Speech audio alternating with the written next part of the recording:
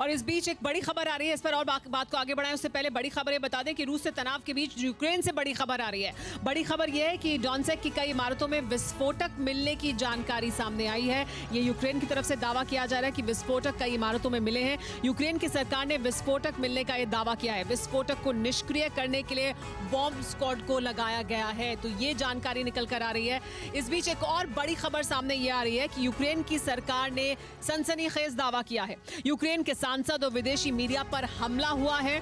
Eastern Ukraine के shelter में सभी को शिफ्ट किया गया है, यानी इस तरह से शेलिंग हो रही है कि उन्हें शिफ्ट करना पड़ रहा है, जिसकी बात मैं अभी कुछ देर पहले कर रही थी। ये बड़ी खबर लगातार निकलकर सामने आ रही है, तो तनाव इस हद तक आगे बढ़ता जा रहा है। एक तरफ रूस न्यूक्लियर एक्सरसाइज कर रहा है, 3 तरफ से अपनी सेना से घेर रखा है उसने यूक्रेन को, और फिर ये खबरें आ रही हैं जिसमें यूक्रेन ये तमाम तरह के दावे कर रहा है। सर के सिन्हा जी, ये जो स्थिति है जमीन पर, ये किस हद तक तनावपूर्ण है? क्योंकि यहाँ पर यूक्रेन बता रहा है कि विस्फोटक मिले हैं, डॉग स्क्वाड भेज रहे हैं, जर्नलिस्ट को शेल्टर लेना पड़ रहा है, तो ये भी पोस्चरिंग का ही हिस्सा है या इस हद तक ही रहेगा, या किसी भी क्षण, क्योंकि ये युद्ध का एक्टिव मैदान है, क्या यहाँ जरा सी गलती कभी भी स्थिति को बदल सकती है?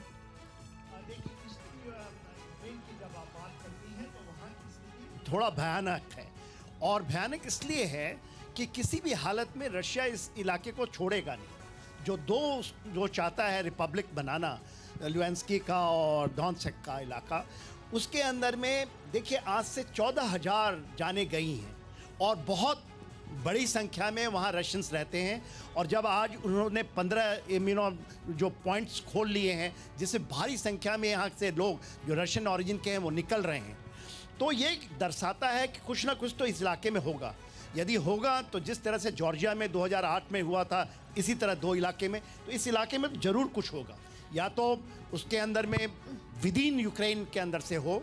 और देखिए यूक्रेन के अंदर में बहुत पार्ट है, वो खुलकर नहीं आ रही है। मैं इसको, क्योंकि आई नहीं है न्यूज़ में, यूक्रेन के अंदर में जितने अपोजिशन लीडर्स हैं, अमेरिका वो कहता है कि उससे वो KGB के जितने भी एजेंट हैं उनके पीछे लगे हुए हैं, और यूक्रेन के अंदर में एक तख्ता पलट होगा। मतलब यूक्रेन में होमोजेनियस नहीं है सब कुछ, वहाँ पे भी अलग अलग धड़े हैं, और बहुत से प्रो रशियन हैं जो जहाँ पर कि रशिया का समर्थन है, एंटी रशियन भी हैं जो वेस्ट के समर्थक हैं। रोबिंद्र सचदेव जी, मैं सर आपने कुछ देर से ज्वाइन किया हमारे साथ, रोबिंद्र जी हमारे साथ जुड़ गए हैं, उनसे बात करते हैं। सर, जो अभी के सिन्हा जी कह रहे थे कि ये जो इलाका है डोनेत्स्क का, जहाँ पर अभी दावा किया जा रहा है यूक्रेन की तरफ से कि विस्फोटक मिले हैं, शेलिंग हो रही है, रूस भी कह रहा है कि देखिए यहाँ से जो उन्होंने शेलिंग की हमारे इलाके में आ गया, तो क्या रूस ये प्रिटेक्स्ट ढूंढ रहा है यहाँ पर आने के लिए? और क्या ये भी एक बड़ा मुद्दा है रूस के लिए, सिर्फ नाटो यहाँ ना आए इसी हद तक रुकेगा, या इस इलाके पर भी कब्जा चाहता है?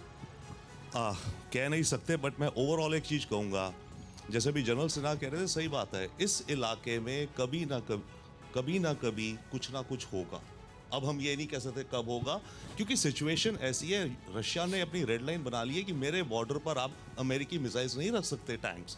इसका एग्जांपल आप सोचिए, जैसे नेपाल है, अभी एम्बेसडर वोरा क्यूबा की बात कर रहे थे, राइट? जब क्यूबा में मिसाइल लगाए तो अमेरिका ने प्रेशर डाला, हटाओ, राइट?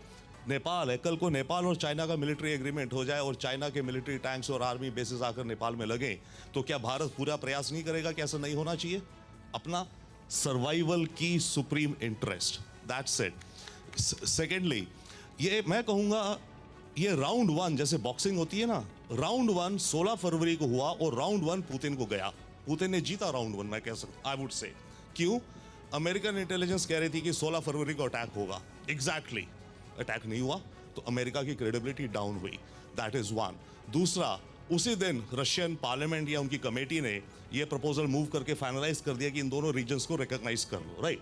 तो एक तरह से रशिया ने 16 फरवरी को ये रीजन को थोड़ा यूक्रेन से स्लाइसिंग और सलामी टाइप भी कर ही दिया, कह लो, मान लो, डिप्लोमेटिकली, राइट?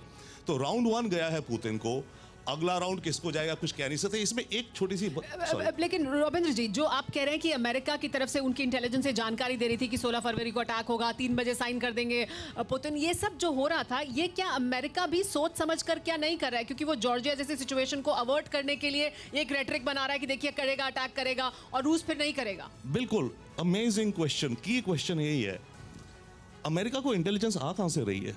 दिसंबर में अमेरिका ने बोला कि फरवरी के महीने में, मिड फरवरी तक 1,75,000 ट्रूप्स होंगे, ऑलमोस्ट हो गए। तो अमेरिका को 2 महीने पहले कैसे पता चला?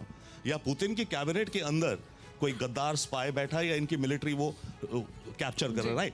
अमेरिका इससे ये भी सिग्नल कर रहा है, बड़ी गेम्स चल रही हैं। अमेरिका पुतिन को सिग्नल कर रहा था इसके जरिए एक और कि मुझे तुम्हारी अंदरूनी सारी प्लानिंग मालूम है, राइट? तो उसी के मन के अंदर डाउट क्रिएट करना रशियन लीडरशिप के अंदर कि भाई बात लीक कैसे हो रही है। तो बहुत सारे गेम्स यहाँ पर चल रहे हैं, yes, बहुत सी yes. स्ट्रेटेजिक गेम्स हो रहे हैं और बहुत डिप्लोमेटिक गेम्स खेले जा रहे हैं। परवाह देश की, सोमवार से शुक्रवार रात 10 बजे TV9 भारतवर्ष पर।